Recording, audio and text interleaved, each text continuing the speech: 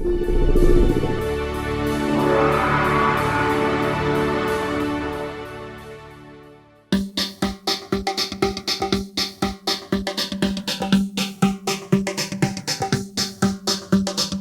CTVC, social media is incredibly important. Twitter and LinkedIn are kind of the two main kind of social platforms that I find useful. I use Facebook quite frequently. I use YouTube and Vimeo quite a lot, and TrueTube obviously. I do rely on YouTube a lot, especially for research and looking for interviews that might not be easily accessible elsewhere.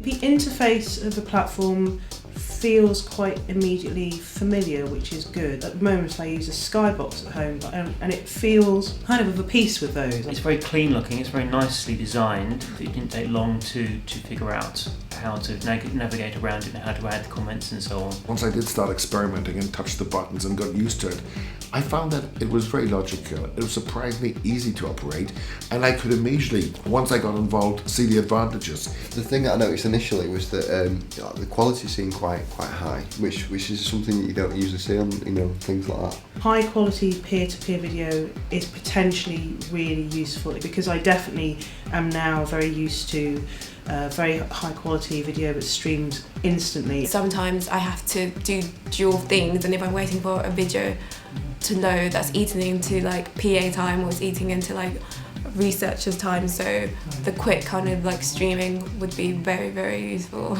There was a video that was trending that everyone had, then imagine it would stream without any sort of problem, so you could watch something in quite high quality without it sort of jumping or buffering or trying to load essentially. It's really useful if you are making films with off-site filmmakers to be able to see a high quality version of the film they're making, because often they're uploading compressed versions to YouTube or Vimeo, and so it's quite difficult to see what the finished product is going to actually look like. And if you're looking at details of things like are there any glitches, is it in sync, all that kind of stuff, you can't always tell just by looking at a compressed version. So being able to see the high quality, the HD on Saracen is really useful. We work very closely with the team in Northern Ireland to suddenly have the ability to see the rough cut immediately, to see it in such great quality, to know there'll be no time delay, and to be able to communicate with the director while we're watching it, exchange views.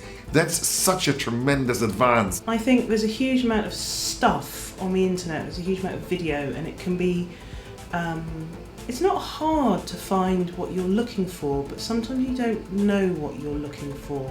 And at that point, a friend recommendation or some kind of digitally generated suggestion, if it's accurate for something that you might enjoy or find useful, is super cool. I can see it being useful to teachers because it's doing a bit of research for you. So if you're searching around for a video on a particular subject, rather than having to trawl through YouTube or TrueTube or whatever, it will Saracen will actually find the videos you need and suggest them for you.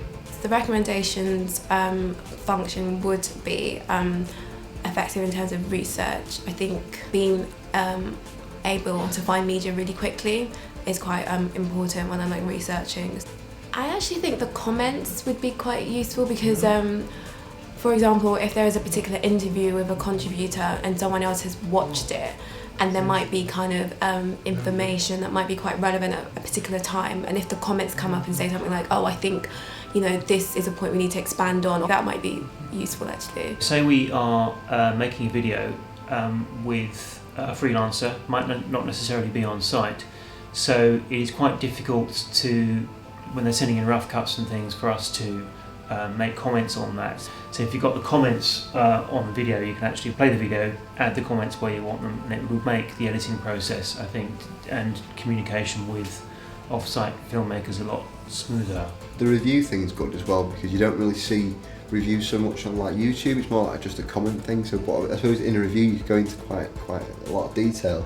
But I really like the idea of a place where I can store the kind of little internet snippets of video that I like. It's really cool with the boxes, how you can sort of upload your content, everyone else can see it. That's really cool.